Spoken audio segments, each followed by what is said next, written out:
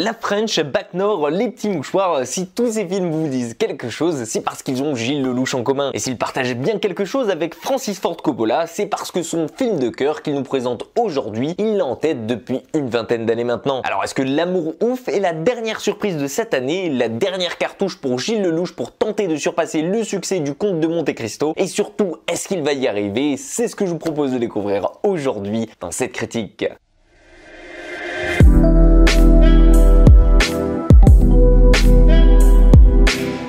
Alors comme le titre le laisse imaginer et comme vous vous en doutez sûrement, L'amour ouf c'est une gigantesque fresque, un drama romantique autour d'un coup de foudre entre deux personnes et tout ce qui va en découler. Vous allez donc suivre ici une jeune fille nommée Jacqueline qui vient d'une bonne famille, élevée seule par son père depuis la mort de sa mère, et de l'autre Clotaire, un jeune adolescent casse-cou qui vit le plus clair de son temps dans la rue à pied des magasins. Bref, un voyou qui représente tout ce qui est le plus à l'opposé possible de Jackie. Seulement voilà, comme le dit si bien l'expression, en général les opposés s'attirent, et justement ça va être le cas ici. Mais vous imaginez bien qu'il y a beaucoup de différences qui séparent nos deux personnages ici, à commencer par leur éducation, leur niveau de vie respectif, leurs habitudes, jusqu'à même toucher au vocabulaire. Tant de différences qui justement on pourrait s'y attendre à faire que les deux n'aient carrément rien en commun. Et pourtant, plus le temps passe ici, plus ils vont trouver chez l'autre ce côté réconfortant et surtout cette connexion quasi instantanée qu'ils font qu'ils se comprennent sans même avoir besoin de parler. Bref, en quelque sorte, c'est le coup de foudre parfait. Sauf que vous l'imaginez bien, tout ça ne va pas se dérouler aussi facilement que ça ici. Et pendant que Jacqueline, elle continue ses études de son côté, Clotaire, lui, va peu à peu basculer en travaillant dans la rue pour un bandit local jusqu'à se faire attraper un jour pour un crime qu'il n'a même pas commis. Et c'est donc comme ça qu'ils vont rencontrer leur première difficulté sur le chemin de l'amour qui va être semé d'embûches pour eux. Alors bien entendu, comme on pouvait s'y attendre, L'amour ouf ne va pas s'arrêter comme ça. Et je vous rassure tout de suite, au contraire de nous laisser sur un cliffhanger comme avait choisi de le faire les trois mousquetaires, ici Gilles Lellouche décide de suivre la solution la plus sérieuse et surtout la moins risquée de toutes en terminant l'histoire en un seul film. Et je vous jure que ça fait plaisir de voir ça comme ça, parce qu'honnêtement j'aurais pas tenu devant un film encore une fois qui nous fait subir juste une moitié pas finie et qui va nous laisser sur notre faim pour nous décevoir 6 mois après. Ici on continuera donc l'histoire 10 ans plus tard avec d'autres acteurs adultes afin de suivre la continuité et surtout d'obtenir un final en beauté. Et ce casting adulte, parlons-en, parce que justement entre Adèle Exarchopoulos qui reprend le rôle de Jacqueline adulte, François Civil en Clotaire, Raphaël Quenard, Benoît Poelvoorde ou même Alain Chabat, on peut dire que Gilles Lellouche nous régale en mettant tout le gratin et surtout le top du niveau actuel francophone. Chacun est d'ailleurs parfaitement casté ici dans son rôle respectif et suit les traces imposées par son personnage et surtout par le jeu d'acteur des plus jeunes. Et je vous préviens, à aucun moment on ressentira de différence majeure entre les deux promotions ici. C'est dire donc si le casting adulte correspond parfaitement à la vision qu'on pouvait se faire dès la première partie avec les plus jeunes. Ainsi on a donc véritablement l'impression de suivre leur évolution ici et ceux qui marchent dans leur pas sans être dérangés d'une quelconque façon. Et même si certains se distinguent plus que le reste ici au casting, notamment Vincent Lacoste que j'ai trouvé glaçant et terriblement juste dans son rôle principal et sur lequel je ne vous dirai rien pour ne pas vous spoiler, bah je dois vous avouer que c'est quand même la première partie du film qui m'a déclenché le plus d'émotions aujourd'hui. Et notamment un certain Malik Frika qui signe tout juste son deuxième rôle au cinéma et qui est pourtant la révélation de ce film dans le rôle de Clotaire. Honnêtement, je vais pas vous mentir, mais ce petit a tout d'un futur grand acteur du niveau d'un Pierre Ninet ou bien d'un Tahar Rahim, que ce soit dans la justesse de son jeu et les sentiments qu'il arrive à nous procurer à l'écran, et toujours sans jamais tomber dans le surjeu en nous livrant ici une performance hors norme et qui semble totalement naturelle pour lui. Il survole l'ensemble du casting et je vous assure que ce soit dans les scènes tristes, comme pour nous retransmettre l'innocence liée à l'adolescence, à son premier coup de foudre, à la connerie liée à ses actes, ou même les phases les plus complexes où il exprime sa rage et la colère à l'écran, et bien tout ça il réussit à nous les retransmettre avec une justesse folle, comme s'il s'agissait simplement de sa propre vie ici. Et je trouve ça drôle à dire comme ça, mais honnêtement à aucun moment j'ai eu l'impression de ressentir quelqu'un qui jouait le rôle d'un adolescent ici, et j'avais même plutôt l'impression de simplement regarder quelqu'un dont on a filmé l'évolution depuis l'extérieur. Et ça prouve juste une chose ici, que Gilles Lellouche a réussi à le diriger à la perfection et d'en faire ressortir le meilleur du talent qu'il a en lui. Alors bien entendu, le film peut paraître un peu long et il a certes quelques défauts majeurs, notamment liés à son genre, le drama romantique dans lequel Gilles Lelouch trébuche souvent sans jamais vraiment être fin, et vous le verrez tout de suite, il accumule d'ailleurs pas mal de scènes clichés et un petit peu gnangnan, mais tout cela à mes yeux pourra facilement lui être pardonné pour sa mise en scène généreuse, pour ses effets sur les jeux de lumière qui sont splendides ici, sa bande sonore qui nous donne tout simplement envie de danser avec eux, et surtout pour sa faculté à reconstruire une ambiance digne des années 80-90 en France et qui déborde de sincérité. D'autant plus qu'il peut d'ailleurs compter sur un scénario rempli de tension et de rebondissements pour réussir à nous faire tenir jusqu'au bout. Parce qu'au final, L'amour ouf, c'est peut-être un cliché ambulant, romantique comme on n'en fait plus, mais c'est surtout une énorme épopée magnifique, généreuse et chaotique sur une histoire d'amour passionnelle qui nous rentre sous la peau, nous prend au corps et va nous amener à développer des sentiments pour ses personnages principaux et surtout à avoir envie nous-mêmes de les protéger. On ressentira d'ailleurs tout au long du film avec l'envie de les voir continuer d'être heureux, insouciants, de les protéger du monde extérieur et de tout ce qui leur arrive et surtout de les aider à faire les bons choix et à s'éloigner des problèmes qui leur courent après. Alors je sais pas si pour autant c'est un film que je rematerai tout de suite parce qu'il est quand même lourd de sens et difficile à regarder et que certains passages assez brutaux sont pas trop le genre qu'on a envie de voir en se réconfortant devant une bonne rom-com, mais une chose est sûre, c'est que j'en suis pas ressorti indifférent et qu'il m'a marqué. Alors pour tout ça, pour son ambition ici, pour son histoire passionnante et surtout pour toutes les émotions qu'il a su me procurer, je ne peux que vous conseiller de filer le découvrir au ciné. Et vous, qu'est-ce que vous avez pensé de L'amour ouf? Est-ce que pour vous c'est un film qui mérite de connaître le même succès que Le Comte de Monte Cristo ou bien au contraire de finir oublié du box-office cette année? N'hésitez pas à me partager votre avis le plus sincère possible dans les commentaires, j'ai hâte de lire tout ça. En attendant, j'espère que ma vidéo vous aura plu et qu'elle vous aura peut-être donné envie d'aller le voir au cinéma. Si c'est le cas, faites-le moi savoir en lui laissant un petit like, en la partageant ou bien en vous abonnant à la chaîne si ce n'est pas déjà fait. En attendant, prenez soin de vous et moi je vous dis à très vite